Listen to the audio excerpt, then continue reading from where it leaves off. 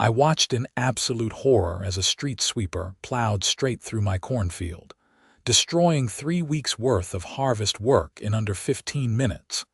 My name is Marcus Osgood, and I have lived on my 80-acre farm in rural Indiana for the past 12 years.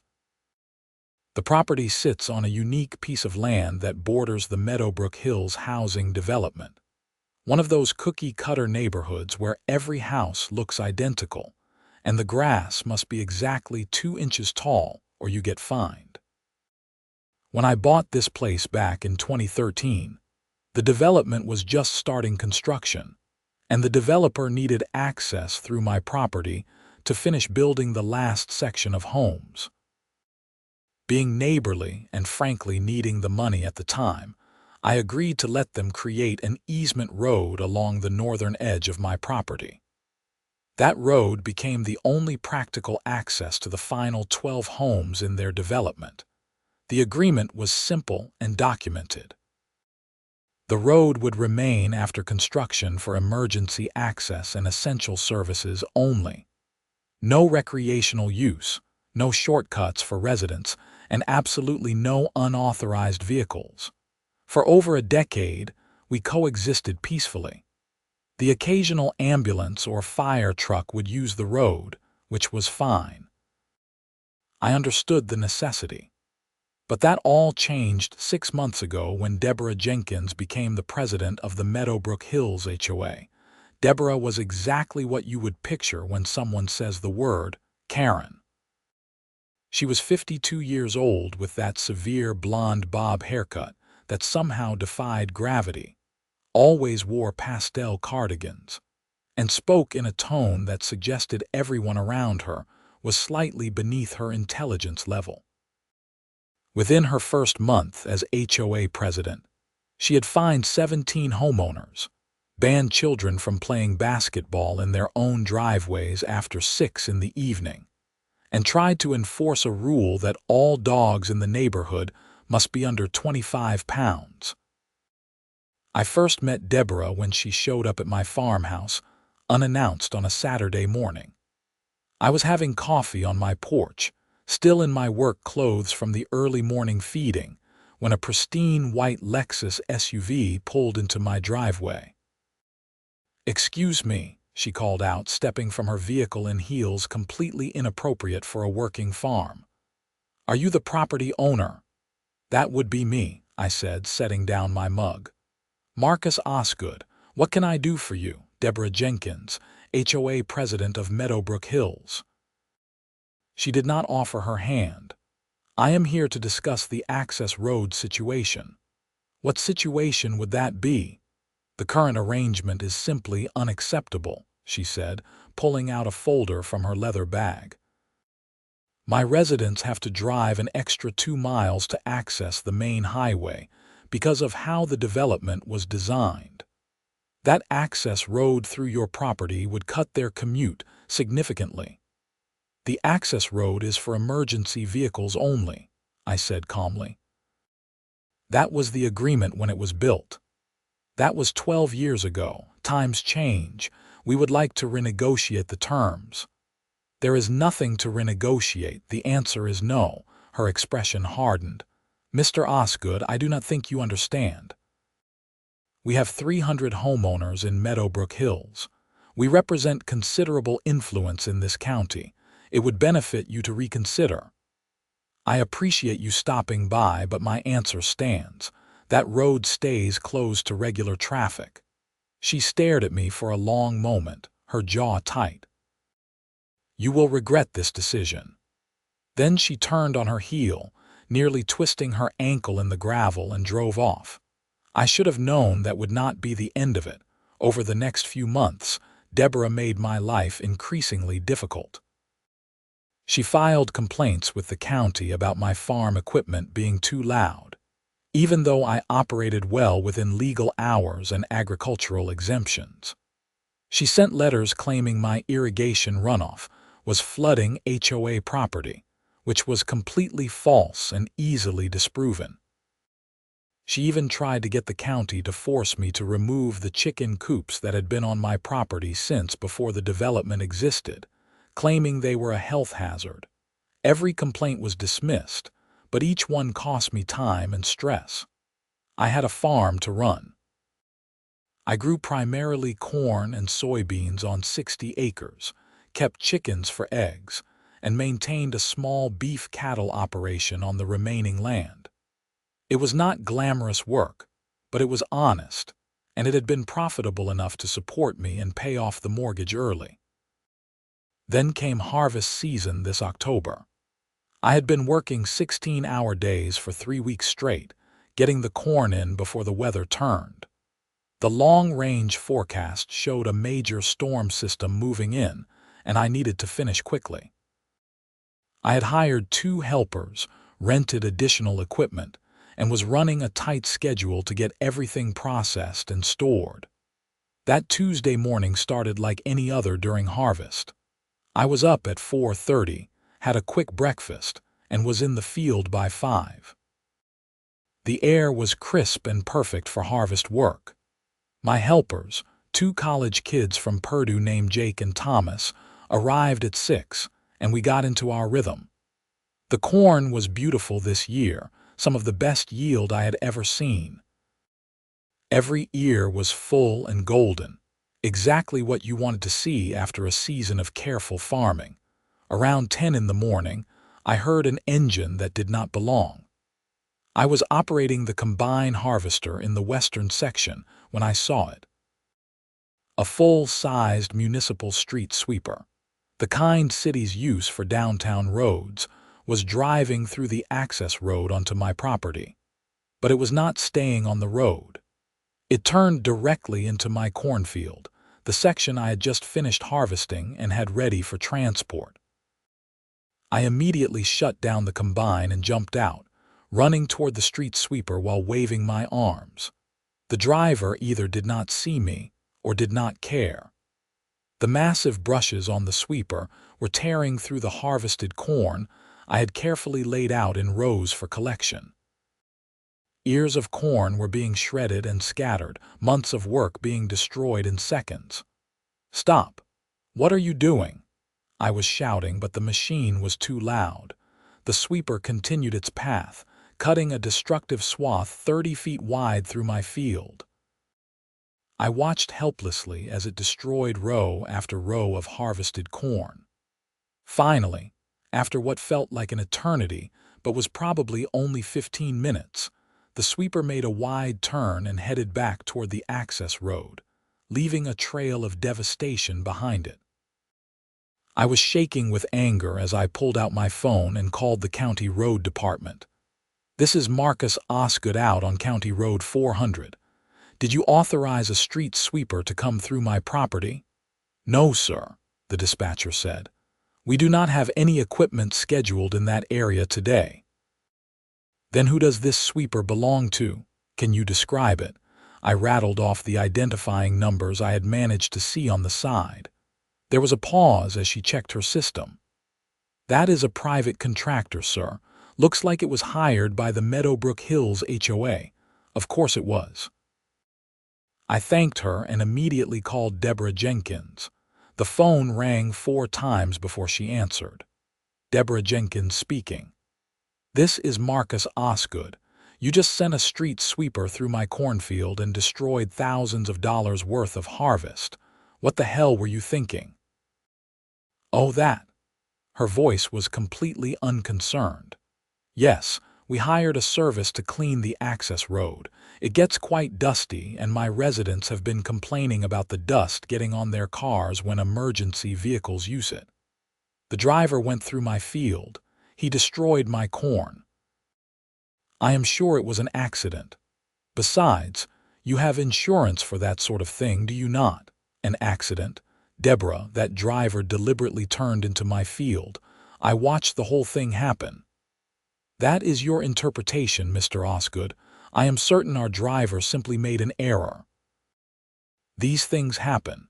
You really should have better fencing if you are concerned about people accidentally entering your property."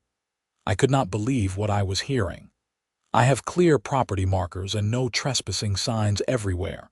There was nothing accidental about this." "Well, I suppose that is a matter for the courts to decide if you feel that strongly about it. Now, I have a meeting to attend. Goodbye, Mr. Osgood." She hung up. I stood there in my field, surrounded by destroyed corn, holding my phone and trying to process what had just happened.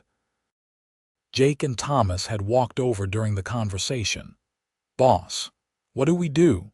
Jake asked, looking at the damage. I surveyed the destruction. It was bad, really bad. The sweeper had destroyed approximately 3 acres of harvested corn that was ready for collection. At current market prices, that was roughly $18,000 in direct crop loss. But it was worse than that. The sweeper had also damaged the soil structure, compacted the earth with its weight, and created ruts that would take significant work to repair before next season. "Document everything," I told them. "Take photos and videos from every angle. Measure the damaged area precisely. I want a complete record." While they did that, I called my insurance agent. Then I called a lawyer friend from church named Robert Mitchell. Then I walked the property to think. By the time I finished my inspection, I had made a decision. Deborah wanted to play games with my livelihood. Fine. 2 could play that game. The access road through my property was entirely on my land. The easement agreement I had signed years ago gave the development rights for emergency vehicle access only, as I had repeatedly told Deborah. But here was the thing about easements. They could be enforced by the property owner if the terms were being violated. And sending a street sweeper through to clean the road and then deliberately driving through my crops definitely violated those terms. I called my lawyer Robert back. "What are my legal options here?" "Well, Marcus, if they violated the easement terms, you could potentially block access temporarily to enforce the agreement. But you would need to be very careful about it. You cannot block emergency vehicles, and you would need to document everything thoroughly. This could get ugly fast." "It is already ugly. They destroyed my harvest." "All right. Let me review the original easement agreement and get back to you this afternoon. Do not do anything hasty. No promises." I spent the rest of the day finishing what harvest work I could while waiting for Robert to call back. The storm system was getting closer and every hour mattered.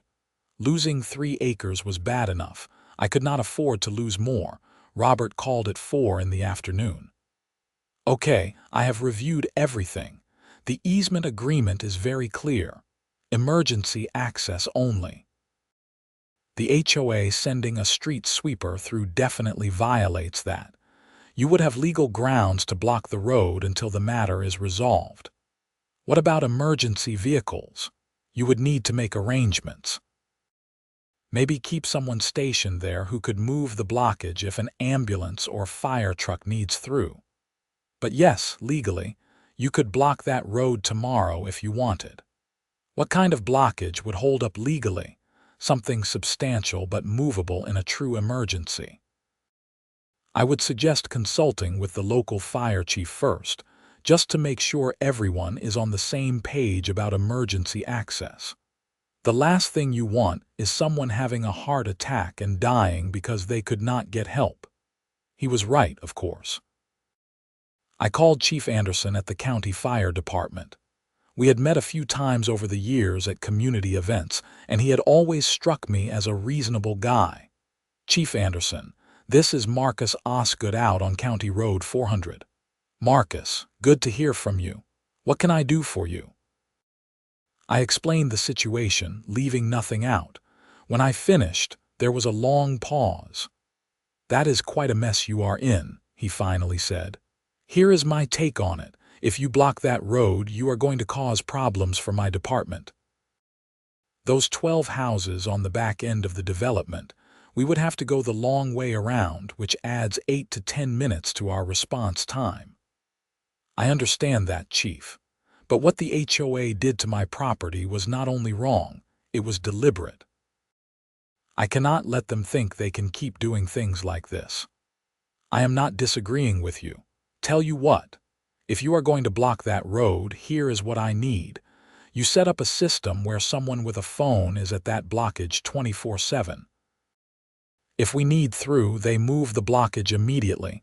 No delays, no questions asked. Can you do that? I can do that. Then officially, I am not thrilled about this. But unofficially, I remember when that HOA tried to fine one of my firefighters for parking his work truck in his own driveway because it was not aesthetically pleasing. So I understand where you are coming from. Thank you, Chief. I appreciate your understanding. Just do not make me regret this, Marcus. I spent that evening planning. The access road entered my property from the development side through a gate I had installed years ago but usually kept open. The road ran for about half a mile through my land before connecting to County Road 400. The perfect place to block it was right at the gate on my property. The next morning at dawn, I fired up my oldest tractor, a 1970 John Deere 4020 that weighed about 10,000 pounds. I drove it to the gate entrance and parked it perpendicular to the road, completely blocking the path. Then I used heavy chains to secure it to two large oak trees on either side of the road. The chains were attached through the tractor's frame in a way that would take significant cutting equipment to remove. I set up a small tent nearby with a space heater, a cooler of food and drinks, and a portable toilet I rented. Jake volunteered to take the first watch shift. I gave him my spare phone with Chief Anderson's number on speed dial. If any emergency vehicle shows up, you move that tractor immediately, I told him. I do not care if it is 2 in the morning, you wake me up and we move it. Understood? Got it, boss. I took a few photos of the setup and texted them to Robert. He responded quickly. Bold move. Keep detailed records of everything. The first person to discover the blockage was not Deborah Jenkins. It was Harold Peterson, a resident from one of the 12 houses on the back section. He showed up around 7:30 in the morning, clearly trying to use the access road as a shortcut to work. He pulled up to the blockage in a Honda Accord, looking confused. Jake walked over to his car. Sorry, sir, this road is closed to resident traffic. What? Why? I use this road every day. No, sir, you do not. This is private property with an easement for emergency access only. The road has been illegally used, and the owner is enforcing the easement terms. This is ridiculous. I am going to be late for work. You will need to use the main development exit like the easement agreement specifies. Harold sat there for a moment, clearly debating his options before finally throwing his car in reverse and speeding away. Jake called me immediately. First person just showed up. Handled it like you said. Good. How angry was he? Pretty angry. I think we are about to have company. Jake was right. Within an hour, I had 5 more cars show up. All residents who had apparently been using my access road regularly despite it being explicitly prohibited. Each one was turned away. Each one was angry, and all of them, I was sure, immediately called Deborah Jenkins. She arrived at 10 in the morning in her white Lexus, driving fast enough to throw gravel everywhere when she stopped. I had come out to relieve Jake for his break, so I was the one at the blockage when she stormed up.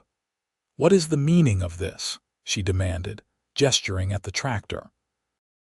Enforcing the easement agreement, I said calmly. Emergency access only. Your residents have been using this as a shortcut which violates the terms. You cannot do this. I can, and I am. I spoke with my lawyer and the fire chief. This is completely legal as long as I maintain emergency access capability, which I am doing. Her face was turning red. You are doing this because of the street sweeper incident. This is retaliation. This is enforcement of a legal agreement that you and your residents have been violating. The street sweeper incident just made me aware of how often you disregard property rights and legal agreements. My residents need this access. You have any idea how much time this adds to their commute? About as much time as it would take me to replant 3 acres of destroyed corn, I imagine. That was an accident. No, Deborah, it was not. I watched that driver deliberately turn into my field, and when I called you, you dismissed it completely. You destroyed my property and my livelihood, and you did not care at all. So now I am enforcing my property rights. This road stays blocked until we reach a settlement about the damage you caused. This is extortion. This is property ownership. You should understand that concept, considering how enthusiastically your HOA enforces its rules. She pulled out her phone. I am calling the police. Go ahead. I already spoke with the county sheriff this morning. They confirmed I am within my legal rights. That was not entirely true. I had not spoken with the sheriff yet, though Robert assured me I would be in the clear. But Deborah did not need to know that. She made her call anyway, speaking in heated tones to someone on the other end. Then she glared at me. A deputy is on his way. Great.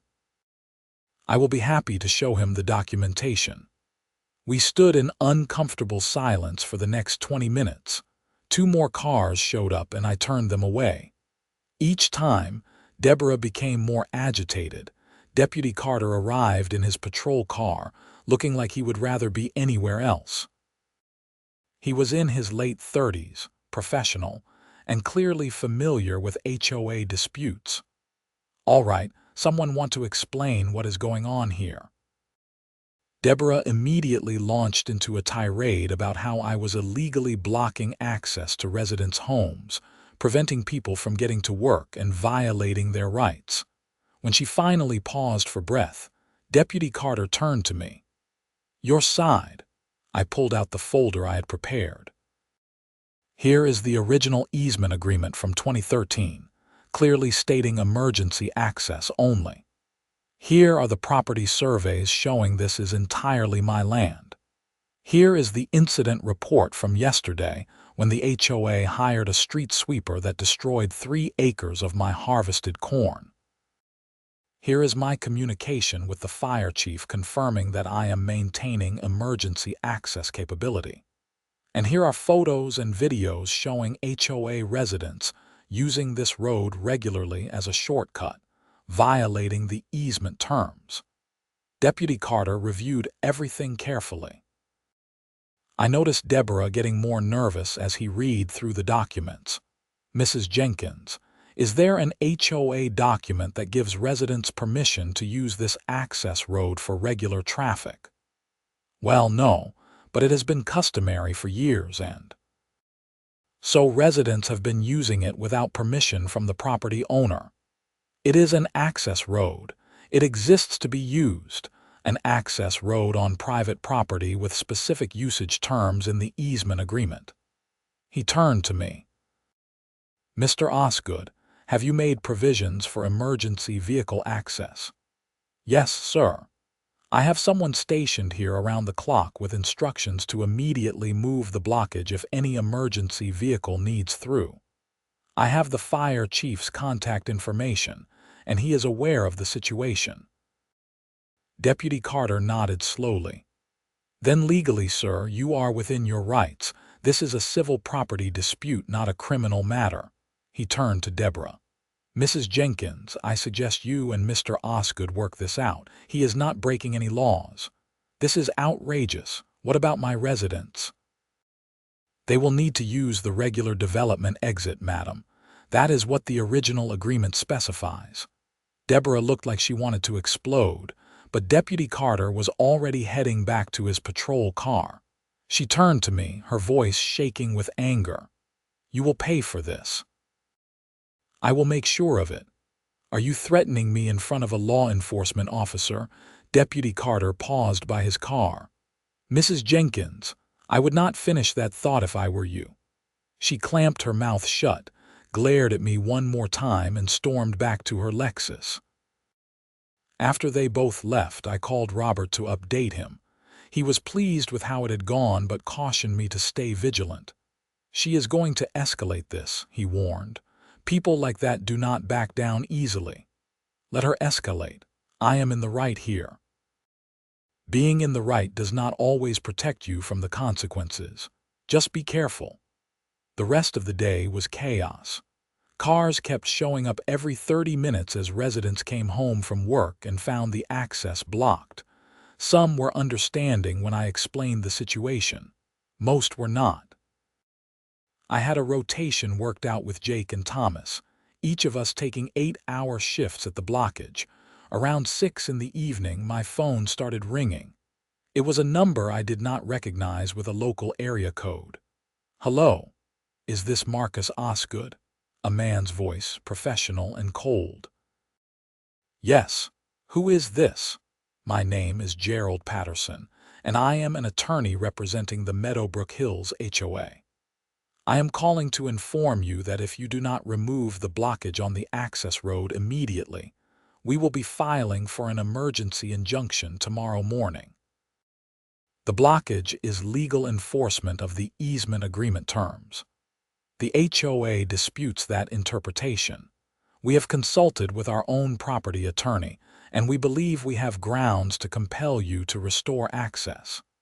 Then file your injunction, and we will see each other in court.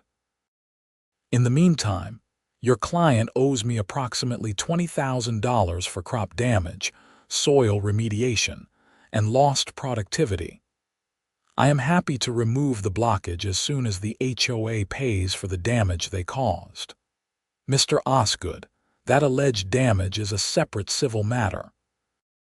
You cannot hold access to residential properties hostage over a contract dispute. It is not alleged damage. It happened.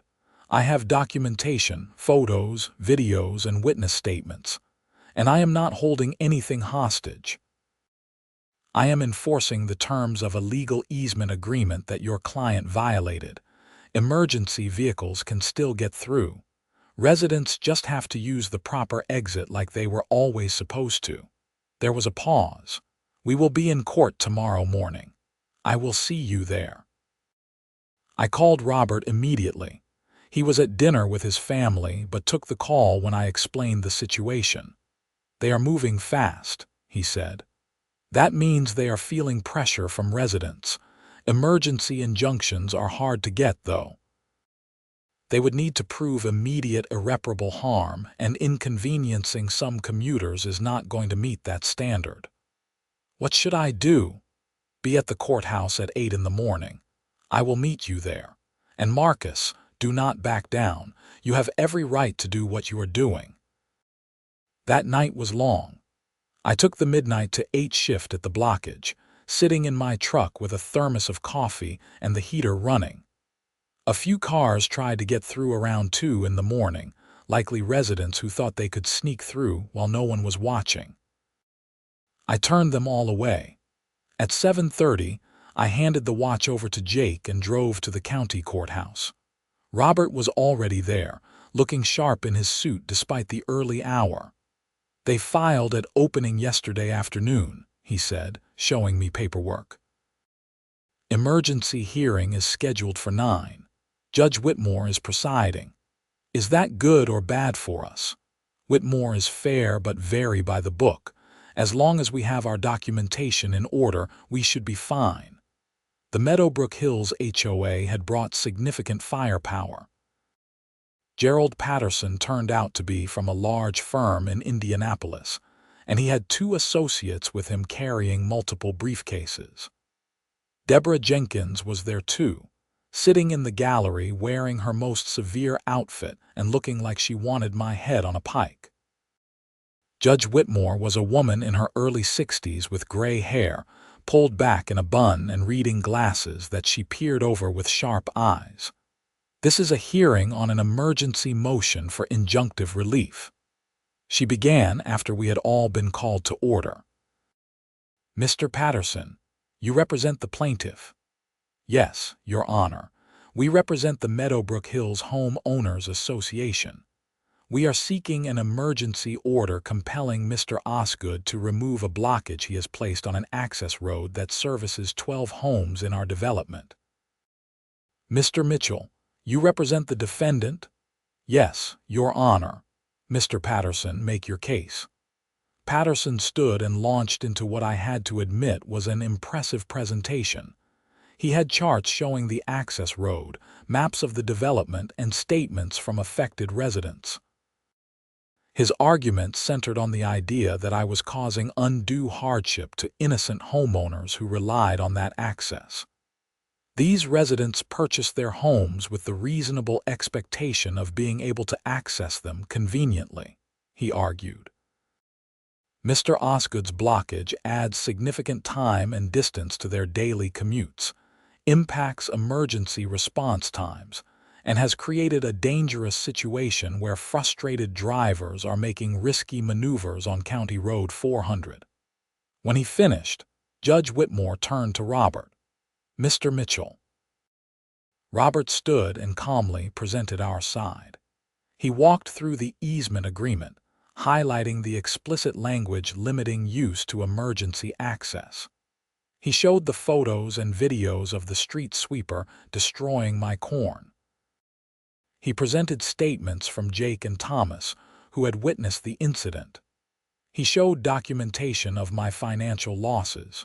Your Honor, this is not about Mr. Osgood being vindictive, Robert concluded.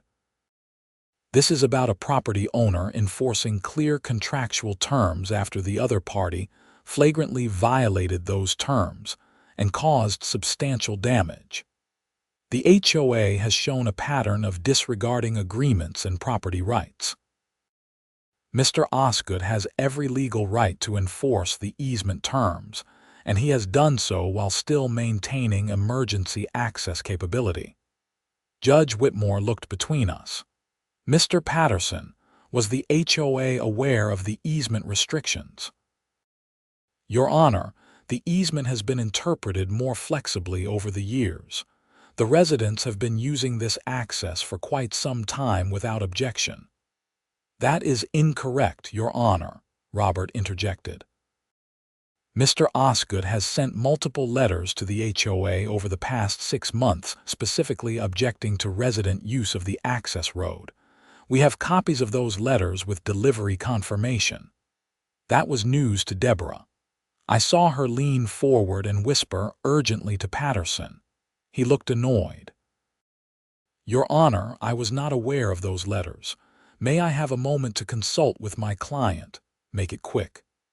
Patterson and Deborah had a heated, whispered conversation while we waited. I could see Deborah getting more agitated. Finally, Patterson straightened up.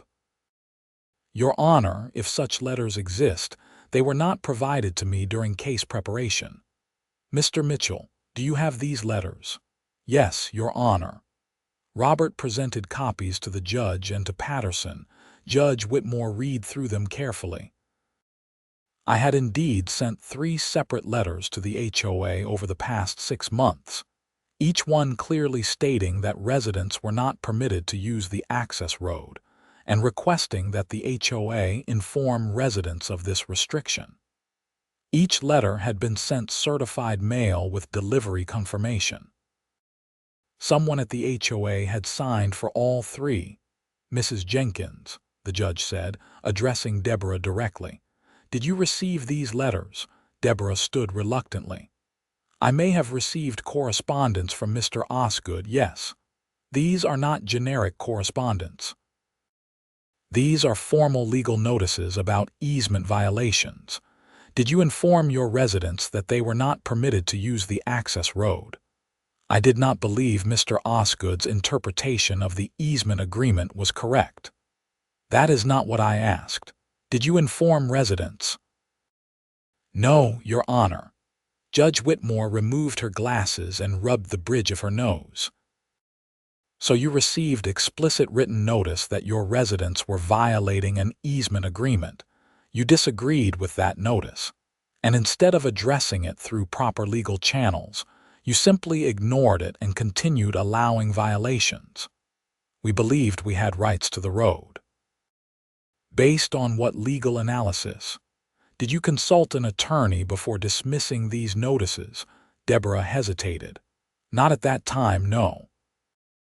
And then, according to these incident reports, The HOA hired a contractor who caused significant damage to Mr. Osgood's property during an unauthorized operation. Is that correct? That was an accident. Was the street sweeper authorized to be on Mr. Osgood's property? We hired them to clean the access road. That is not what I asked. Did you have permission from Mr. Osgood, the property owner, to send a cleaning crew onto his land? Silence. Deborah looked at Patterson, who looked unhappy. No, Your Honor, Deborah finally admitted. Judge Whitmore put her glasses back on and looked at Patterson.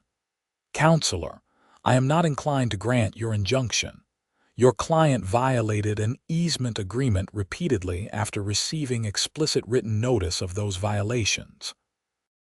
Then they caused property damage through an unauthorized operation on the defendant's land. The defendant is within his rights to enforce easement terms, and he has made provisions for emergency access. I see no immediate irreparable harm that would justify emergency relief. Your Honor, the residents are suffering significant hardship. The residents are experiencing inconvenience, which is different from hardship. They have another route to their homes. It takes longer, but they can still access their properties. Motion denied. Patterson looked stunned. Deborah looked furious. Robert and I remained calm, but I felt a surge of relief. However, Judge Whitmore continued, this is clearly a dispute that needs resolution. I am ordering both parties to mediation within 30 days. If you cannot reach an agreement, we will schedule a full hearing on the underlying property damage claim and easement interpretation. Until then, Mr. Osgood may maintain his blockage as long as emergency access remains available. Are we clear? Yes, Your Honor, we all said. As we left the courtroom, Deborah tried to approach me, but Patterson held her back. Robert and I walked to the parking lot in silence until we were away from everyone else. That went well, Robert said. Better than I expected, honestly. What happens now? Now we go to mediation. They will probably offer you something for the crop damage to get you to remove the blockage. The question is whether it will be enough. I want full compensation for damages plus a written agreement that residents cannot use that access road, and I want an apology. The first two are reasonable. The apology might be pushing it. Then we will see what mediation brings. I drove back to the farm, relieved but exhausted. Jake was still at the blockage, looking cold but alert. How did it go? He asked. We won. For now, the blockage stays up. Good. Because about 20 cars tried to get through this morning. Some of them were pretty angry. I bet they were. Thanks for holding down the fort. Go home and get some rest. Over the next week, the situation became the talk of the county. The local newspaper ran a story about the dispute. And suddenly, I was getting calls from reporters, supportive neighbors, and even a few farming advocacy groups interested in the property rights angle. The HOA was getting hammered in the court of public opinion, which I suspected was making Deborah's life difficult. The mediation was scheduled for 3 weeks out, which meant 3 more weeks of maintaining the blockage. I worked out a better system with Jake and Thomas, building a small shelter at the site with proper heating and lighting. We kept detailed logs of every vehicle that attempted to use the road, noting the time, the driver's reaction, and any notable incidents. There were several notable incidents. One resident tried to drive around the blockage through my field, but I had installed temporary fencing that stopped him. Another called the police claiming I had threatened him, which was completely false and was disproven by the video camera I had installed at the site. A third tried to bribe Jake with $200 to let him through, which Jake properly refused and documented. The HOA was also busy. They sent their own contractors to survey alternate routes, but the development's layout made it impossible to create another exit without major construction through someone else's property. They held community meetings where residents vented their frustrations. And according to the local gossip chain, several homeowners were now threatening to sue the HOA for the decreased property values caused by the access situation. Deborah herself made one more attempt to contact me directly. She showed up at my farm 2 weeks after the court hearing, this time without the attitude. She actually looked tired. "Mr. Osgood, can we talk?" I was working on repairing a fence line but stopped when I saw her. "I thought our lawyers were handling everything through mediation." "They are. I am here unofficially, as one person to another." That was different enough from her usual approach that I was curious. "All right. What do you want to say?" She took a deep breath. "I underestimated you. I thought you were just a farmer who would not make waves." "I was wrong, and I am paying for that mistake. The residents are angry. The HOA board is talking about removing me as president, and I just got served with 2 separate lawsuits from homeowners claiming the access situation has hurt their property values." "I am sorry you are dealing with that," I said, and surprisingly I meant it a little. "But Deborah, you brought this on yourself. You ignored my letters. You dismissed my concerns about the street sweeper. You treated my property and my livelihood like they did not matter." "I know. And for what it is worth, I am sorry about the crop damage. I genuinely did not tell that driver to go through your field. I think he was just incompetent and made a terrible mistake. Even if that is true, your response when I called you was awful. You dismissed it immediately without even investigating. That told me everything I needed to know about how you view your neighbors outside the HOA." She looked down at her feet. "You are right. I have gotten so caught up in running the HOA and enforcing rules that I forgot about basic decency. I came here to ask what it would take for you to remove the blockage. Full compensation for my crop damage and all related costs. A written binding agreement that the access road is for emergency vehicles only, and removal of you as HOA president. I cannot control the third one.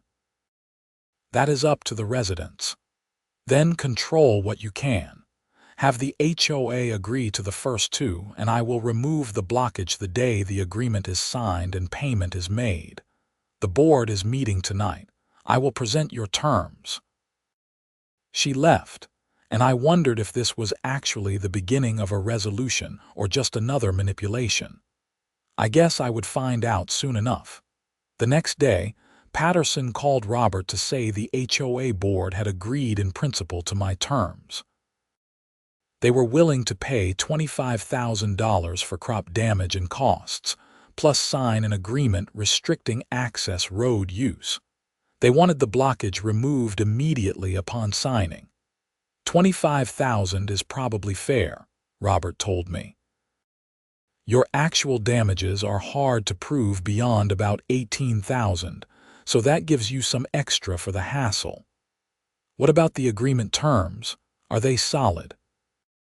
I will need to review the actual language, but if they are agreeing to restrict access to emergency vehicles only, that is what you wanted. The mediation session 2 weeks later was anticlimactic. We met in a conference room at the county administrative building with a professional mediator. Patterson and 2 HOA board members represented Meadowbrook Hills.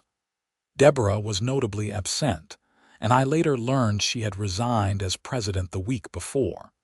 The HOA had prepared a detailed settlement agreement. In exchange for removing the blockage, they would pay me $25,000, establish clear signage indicating the access road was for emergency vehicles only, send a community-wide notice to all residents prohibiting use of the access road, and agree to enforce that prohibition with fines for violators. We also want your agreement not to sue the HOA for any additional damages related to the street sweeper incident, Patterson added. Robert and I had discussed this. Agreed, but we want an additional clause. If the HOA or its residents violate the access restrictions again, Mr. Osgood has the right to block the road again without liability, and the HOA pays $5,000 per violation. Patterson consulted with the board members. We can agree to that, but only for violations after residents have been properly notified. We need 60 days to ensure everyone gets the message. 30 days, I countered. You have phone numbers and addresses for all residents. You can notify everyone in a week if you want to. 45 days, Patterson said. Deal. We signed the agreement that afternoon. The HOA wrote me a check for $25,000. I agreed to remove the blockage within 24 hours. The next morning, I unchained the tractor and drove it back to the barn. Jake and Thomas helped me dismantle the shelter and clean up the site. Just like that, after a month of stress and conflict, it was over. Well, almost over. 2 weeks later, I got a call from Deputy Carter. Mr. Osgood, I thought you would want to know. We arrested Deborah Jenkins this afternoon. What? For what? Remember how she claimed the street sweeper driver accidentally drove through your field? Yes. Well, turns out it was not an accident. The driver finally came forward and admitted that Mrs. Jenkins specifically instructed him to drive through your field. She told him you needed the area cleared for construction and that you had approved it. He has text messages from her confirming the instructions. I felt a chill. She did it deliberately, she did. The driver felt terrible about the damage and finally went to his lawyer, who advised him to come clean. Once we had his statement and the text messages, we had enough for criminal charges. Destruction of property, trespassing, and giving false statements to law enforcement since she told us it was an accident. The prosecutor is taking it seriously because of the dollar amount involved. Wow, I did not expect that. Between you and me, I think she was trying to pressure you into opening up the access road. She probably figured you would just file an insurance claim and move on. She did not count on you fighting back. Deborah's criminal case took several months to work through the system. She eventually pled guilty to misdemeanor destruction of property in exchange for the other charges being dropped.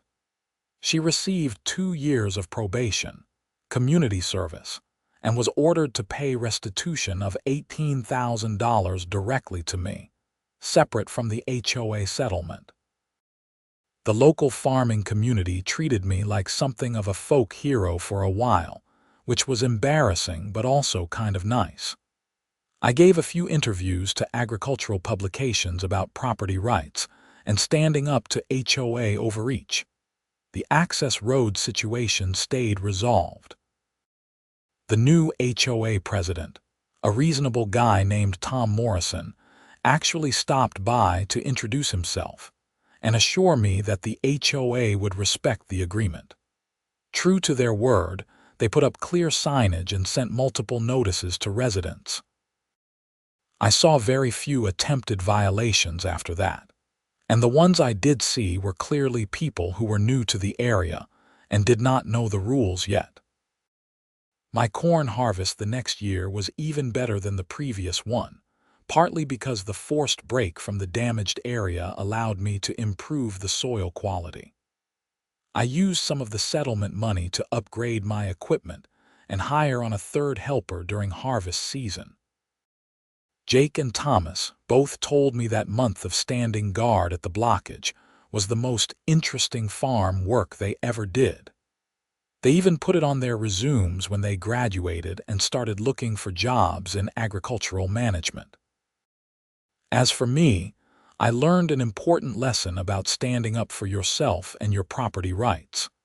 The Deborah Jenkinses of the world rely on people backing down and accepting their bad behavior. Sometimes you have to be willing to fight back, even when it is difficult and stressful. I still see the Meadowbrook Hills development every day from my property. The houses still look identical, And I am sure the HOA still has plenty of petty rules about grass height and approved mailbox colors. But they leave me alone now, and that is all I ever wanted. My cornfield recovered fully. The ruts from the street sweeper were filled in and replanted. You cannot even tell where the damage was anymore. The land healed, just like it always does if you give it time and care.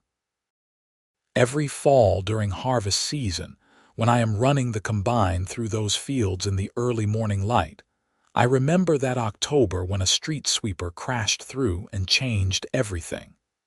It reminds me that farming is not just about working the land. It is about protecting it too, from weather and pests and disease, and sometimes from people who do not respect what it takes to make things grow. The old John Deere tractor that served as my blockade sits in the barn now, still running strong after 50+ years. I keep it well maintained, not just because it is a good piece of equipment, but because it represents something important. It represents the moment I decided my property and my livelihood were worth fighting for, even against an organization that thought they could push me around. Life on the farm returned to normal, which is to say it stayed busy and unpredictable. Cows still got sick at inconvenient times. Equipment still broke down during crucial moments. Weather still did whatever it wanted regardless of my plans. But those are honest problems with honest solutions. You work hard, you plan ahead.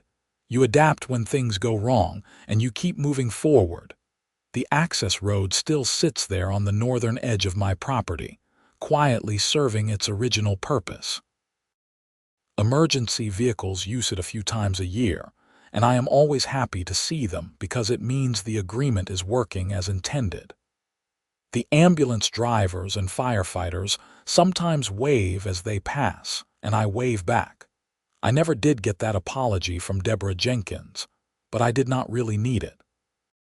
Her guilty plea and the restitution payment were acknowledgement enough. And honestly, seeing her removed from power and held accountable was more satisfying than any apology could have been. The local newspaper did a follow-up article a year later about how the dispute had resolved. The reporter asked me if I had any regrets about how I handled things. No regrets, I told her. I protected my property using legal means. I never blocked emergency access. I followed the advice of my lawyer and worked within the system. And in the end, justice was served. That is how things are supposed to work. What advice would you give to other property owners dealing with HOA issues? Know your rights. Document everything. Get a good lawyer. And do not be afraid to stand up for yourself. Organizations like HOAs rely on people being too tired or scared to fight back. But if you are in the right and you are willing to see it through, you can win. The article ran with a photo of me standing in front of that old John Deere, and I kept a copy of it in my office. Not because I am proud of the conflict, but because I am proud of how I handled it. Robert Mitchell became more than just my lawyer. We became actual friends, and he and his family come out to the farm a few times a year for fresh eggs and sweet corn. His kids love feeding the chickens and playing in the barn. He told me that my case inspired him to take on more property rights work, and he has successfully represented several other farmers in disputes with developers and local governments. Chief Anderson stopped by one day to check on things, and we had a good conversation about the whole situation. He admitted that the access road closure had been a headache for his department, but he respected how I had handled it. "You kept your word about emergency access," he said. "A lot of people in your position would have just blocked everything out of anger. The fact that you thought about the consequences and worked with us showed real character." I appreciated hearing that. I never wanted to be the villain in this story, even though I am sure some of the Meadowbrook Hills residents saw me that way. As years passed, the story became something of a local legend. I would be at the feed store or the farmer's market, and someone would bring it up.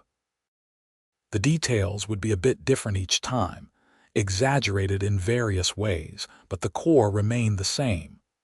A farmer stood up to an HOA and won. Sometimes young farmers would seek me out for advice on dealing with their own property disputes. I always told them the same things.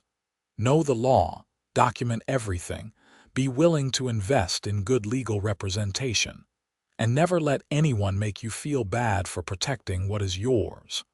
The farming community in Indiana is tight-knit, and word spreads quickly. Several other farmers in the area had their own stories about Deborah Jenkins and the Meadowbrook Hills HOA trying to push them around on various issues. After my successful defense of my property rights, others felt emboldened to stand up for themselves too. The HOA got a lot more careful about respecting the boundaries between their jurisdiction and the surrounding agricultural properties. I think that might be the real victory in all of this. Not just that I won my individual case, but that it changed the dynamic between the development and the farming community. There was more mutual respect after that, more recognition that we all had rights and responsibilities. My property values stayed stable, despite the HOA's fears about the development somehow being hurt by a farmer enforcing his easement terms. The residents who had been inconvenienced by the access road closure eventually got used to the longer route. Some of them even stopped by my farm stand in the summer to buy produce, and we had pleasant conversations. They were not bad people. They had just been given incorrect information by their HOA leadership. The seasonal rhythms of the farm continued as they always had. Spring planting, summer maintenance, fall harvest, winter planning. Each year brought new challenges and new successes. The memories of that October confrontation faded into just one part of the farm's long history, a story to tell but not an ongoing source of stress.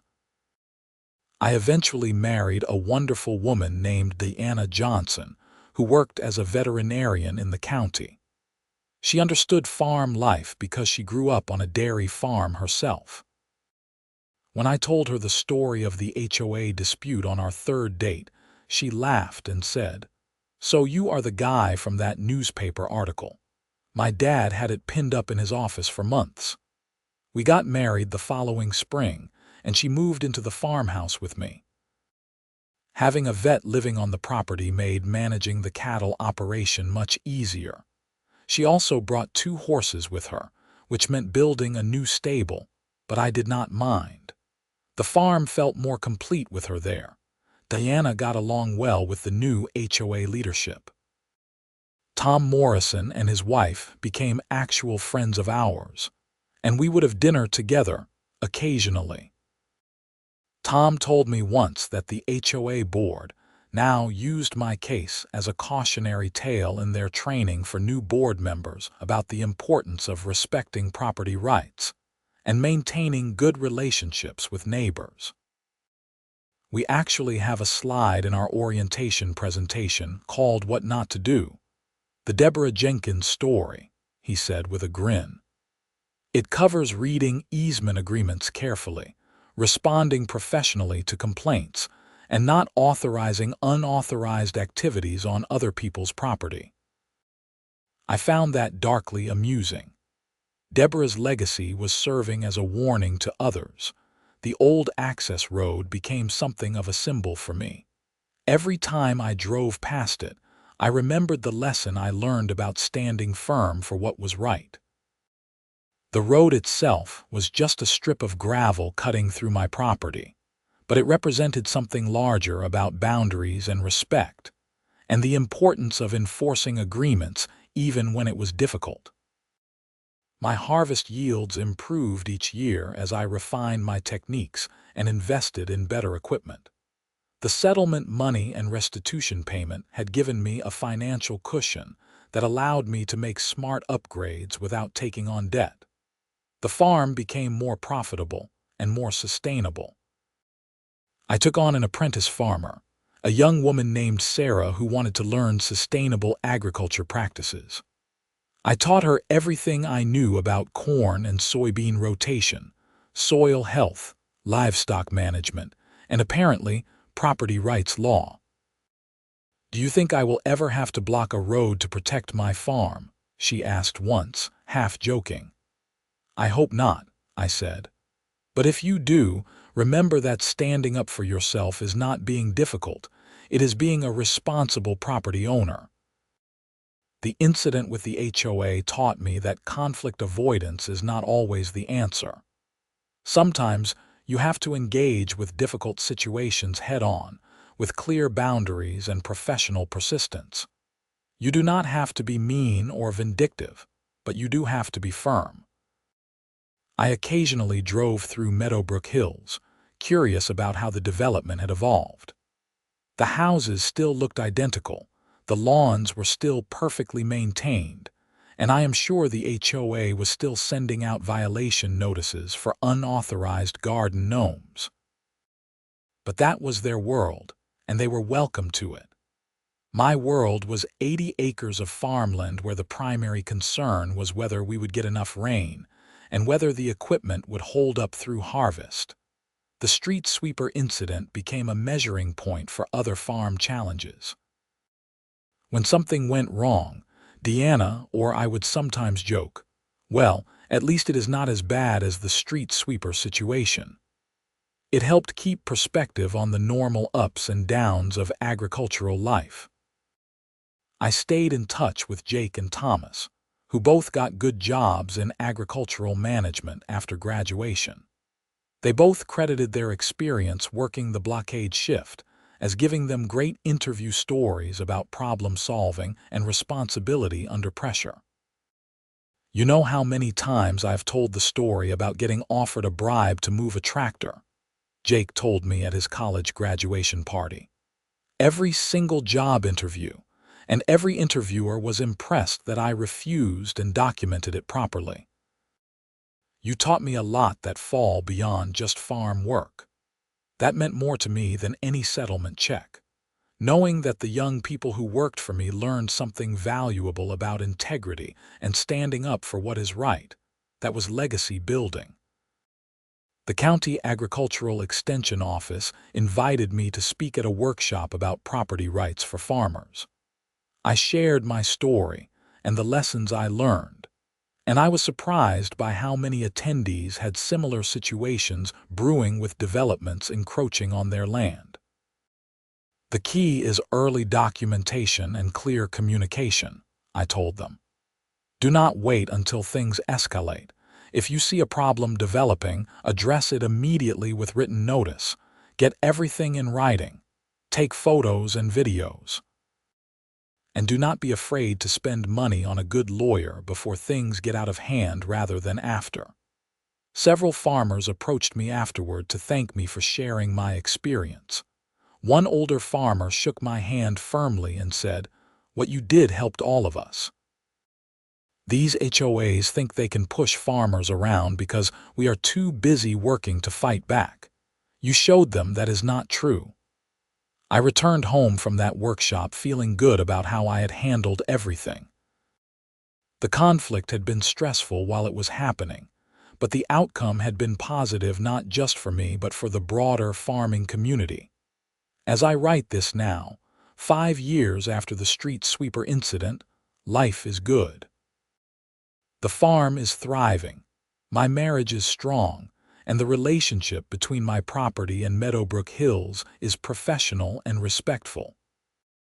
The old John Deere that served as my blockade is still running, now used primarily for light work and occasionally for teaching Sarah how to operate vintage equipment.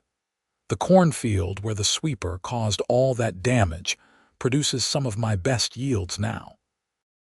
The soil has been enriched, the drainage improved, and the lessons learned applied to make it more productive than ever.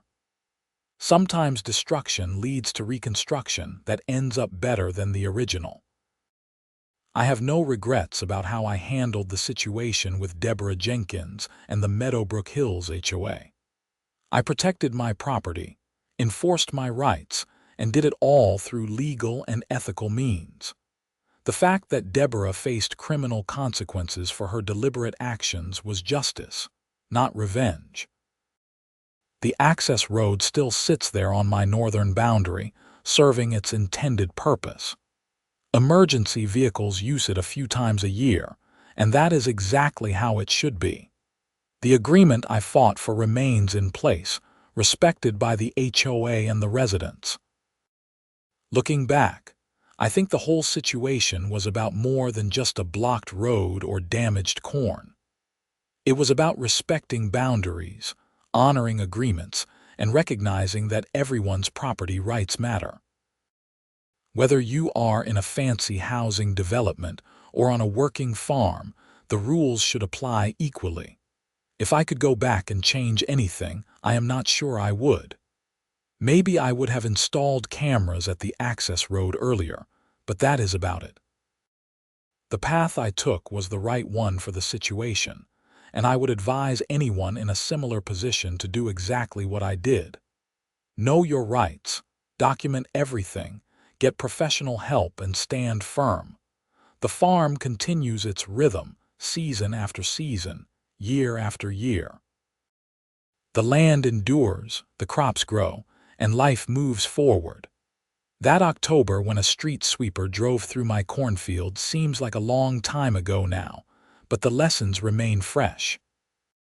Protect what is yours, respect what is not, and never let anyone make you feel unreasonable for expecting the same in return.